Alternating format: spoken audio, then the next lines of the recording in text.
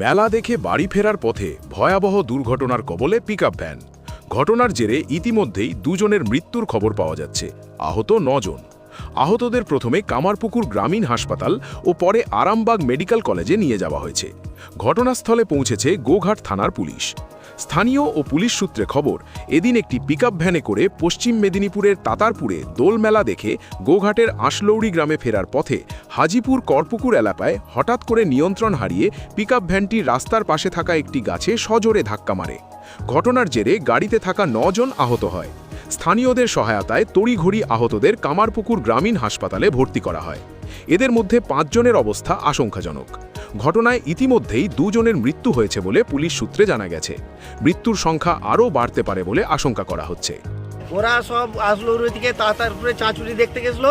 ওরা বাড়ি ফিরছিল, বাড়ি ফেরার পথে ওরা চলে গেছিলো হাজিপুর থেকে ব্যাক করে আবার এই দিকে হয়ে শটে আমডোবা ওদের বাড়ি, ওই দিকে যাবে বলে ওরা ফিরে চলে আসছিল। আস্তে আস্তে যে ড্রাইভার ছিল সে মোটামুটি প্রচণ্ড জোরে ওই ডান দিকের একটা গাছে ছিল, তাতে ধাক্কা মেরেছে। প্রচুর গতি ছিল, প্রচুর স্পিক আপে ছিল দেখে ও ওখানে ধাক্কা মেরে এমন ধাক্কা মেরেছে, ও ওই দিক থেকে হয়ে আবার বাঁ দিকে অপোজিটে গাছে এসে ধাক্কা মেরে ৪-৫ পাল্টি খেয়ে এখানে গাড়ি দাঁড়িয়ে গেছে। কতজন আহত হয়েছে? মোটামুটি ৯ জন আহত হয়েছে। এটা হরিহর মোড়, করপুকুর গোড়া, হাজিপুর করপুকুর গোড়া।